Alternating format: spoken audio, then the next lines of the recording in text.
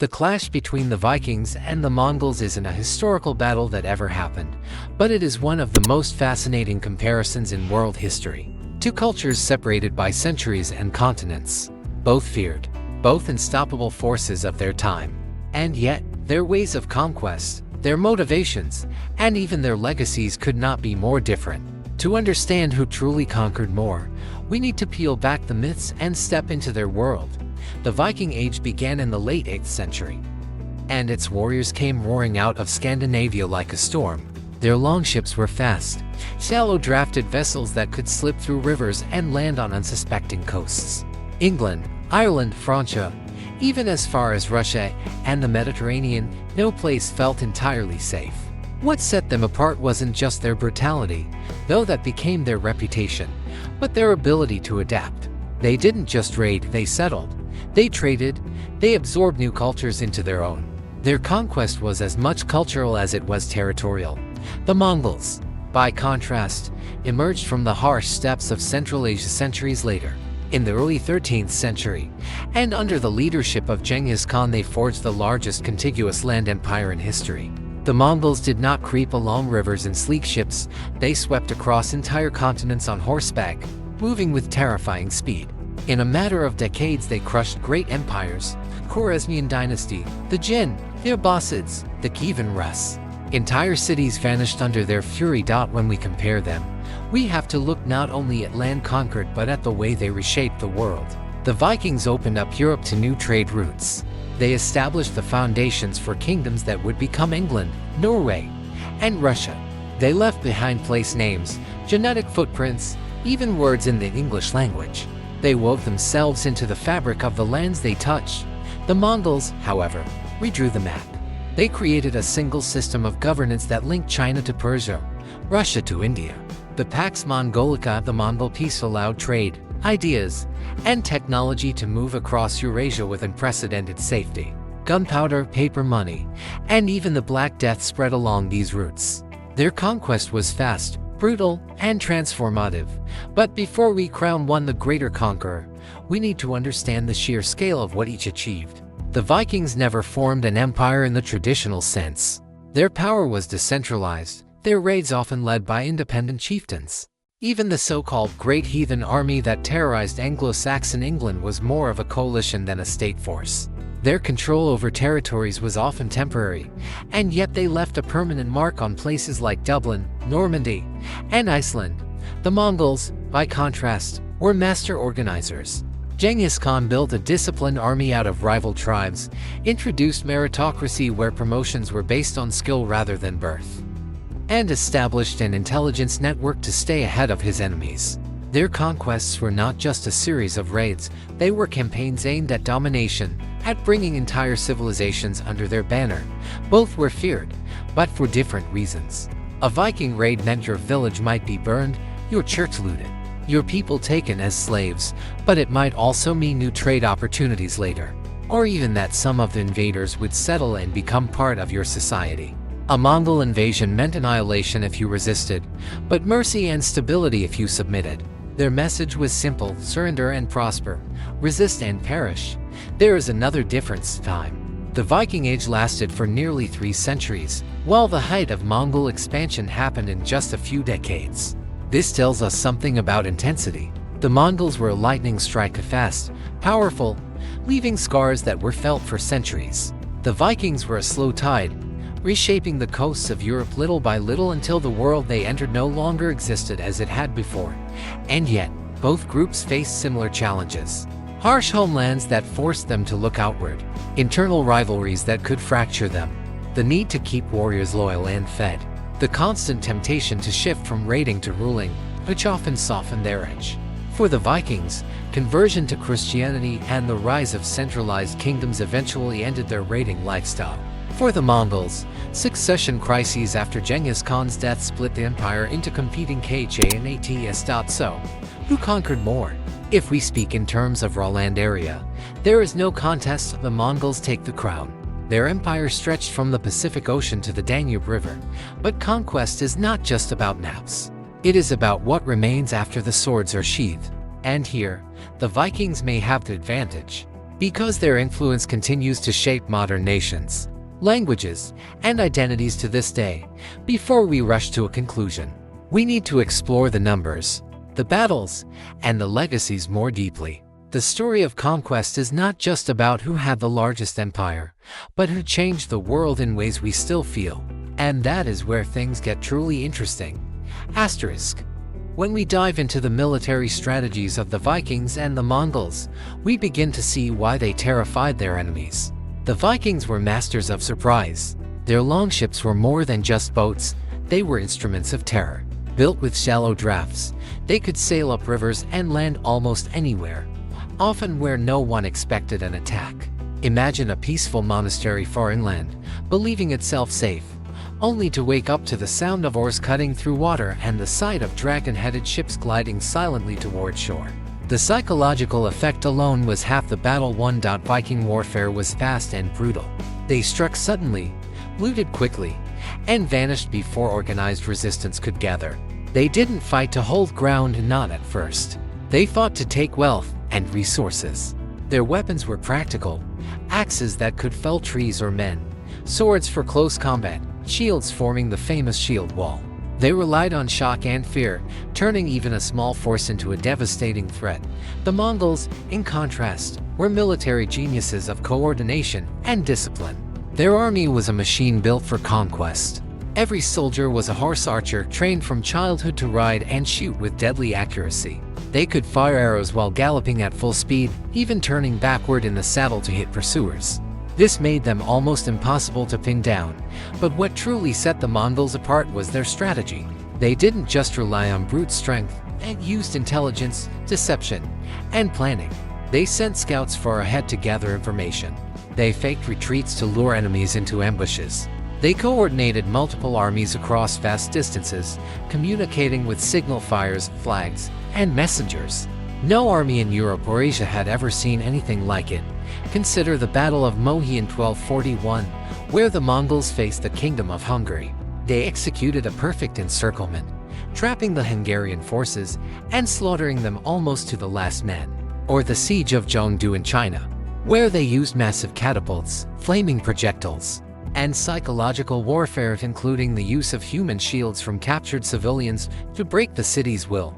The Vikings, while less organized, had their own legendary moments. The Great Heathen Armies campaign in England was not just a series of raids but a full-scale invasion. They captured York, defeated multiple Anglo-Saxon kings, and forced kingdoms to pay tribute known as Danegeld, essentially protection money to avoid further attacks. They were the nightmare of Christian Europe for over 2 centuries. Another important factor is assimilation. The Vikings were not just destroyers, they were settlers. They founded cities like Dublin, established trading hubs across Europe, and became rulers, as in Normandy, where Viking leader Rollo was granted land by the King of France in exchange for peace, eventually giving rise to the Norman dynasty. The Mongols, though feared as destroyers, also assimilated aspects of the cultures they conquered. In China, they adopted administrative systems and even Chinese customs. In Persia, they embraced aspects of Islam. In Russia, their rule influenced local governance and military organization for centuries. Their empire was a conduit through which technology, ideas, and even diseases moved across continents. We also have to address the death toll, something that shows just how devastating these conquests could be.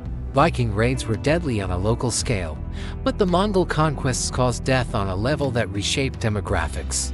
Some historians estimate that as many as 40 million people died as a direct or indirect result of Mongol expansion or from massacres, famine, and disease.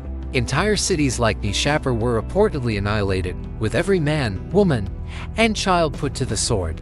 This level of destruction also had unintended effects. The depopulation of farmland in some regions allowed forests to regrow, which actually cooled the planet slightly during the 13th and 14th centuries, a strange example of conquest affecting global climate. Yet both Vikings and Mongols left a paradoxical legacy. They brought both death and progress.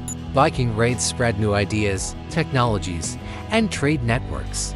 Mongol conquests opened the Silk Road to safe passage, allowing East and West to connect like never before. The Renaissance in Europe was partly fueled by the reintroduction of classical knowledge from the East. Made possible by this exchange, one might say the Vikings were the pioneers of raiding, while the Mongols were the masters of organized conquest. The Vikings cracked open the doors of Europe's fortresses, while the Mongols knocked them down entirely. And there is still one more layer to consider: myth and memory. The way these two groups are remembered today says as much about us as it does about them. Vikings are often romanticized as noble warriors, their brutality softened by pop culture. Mongols, on the other hand, are often remembered primarily for their destruction, even though their empire also brought stability and prosperity. To truly answer who conquered more, we need to weigh not only the territory and the death toll, but the enduring impact on culture, politics, and global history. Because conquest is not just about the land taken, but about the world that is left behind after the conquerors are gone. When we step back and look at the legacies of the Vikings and the Mongols, it becomes clear that conquest is only the beginning of the story. What happens after the battles are over is what truly shapes history. The Vikings may have terrorized Europe, but they also laid the foundation for states and cultures that still exist today. The Mongols may have burned cities to the ground, but they also created the largest network of trade and communication the medieval world had ever seen. The Viking legacy lives on in subtle ways. The English language still carries their words: a sky, egg, knife, husband, window.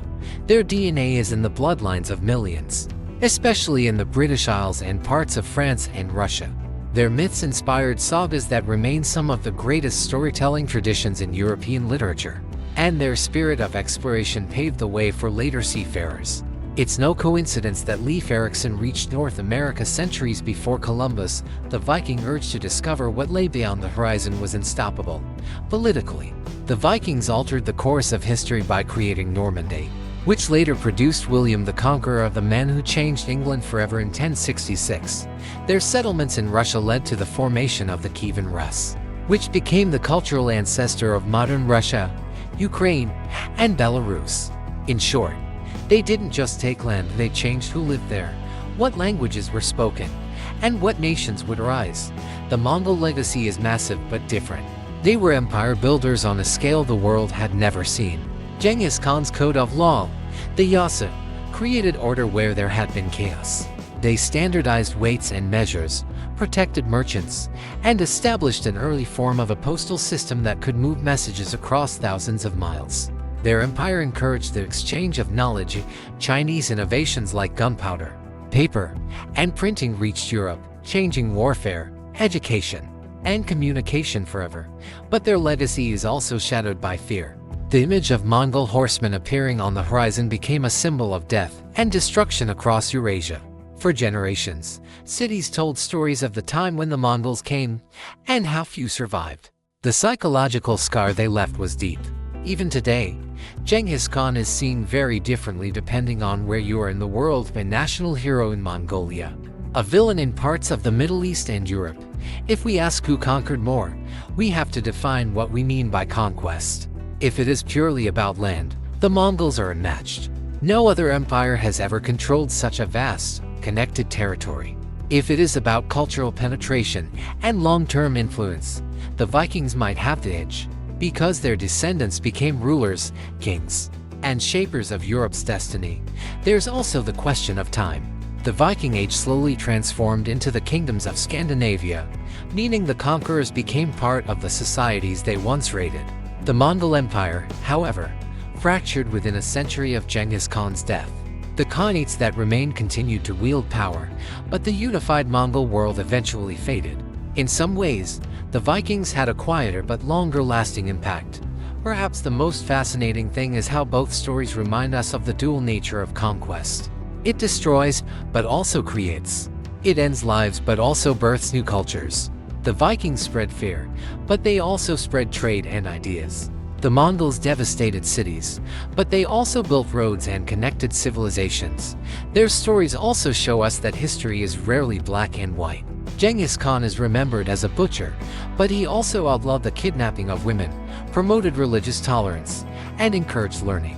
The Vikings are remembered as bloodthirsty raiders, but they also became farmers, traders, and lawmakers who helped build the very countries that once feared them. So, Who conquered more? Maybe that is the wrong question. The Vikings and the Mongols conquered in different ways, one through waves of raids and gradual integration, the other through sudden, overwhelming force and centralized control. Both reshaped the world, and in some sense, both still ride with us today in the languages we speak, the trade routes we follow, the nations we live in, and even the technologies we use. If we look at the globe today, we can still trace the fingerprints of both. The Vikings' descendants sit on European thrones. The Mongols' descendants ruled parts of China for centuries.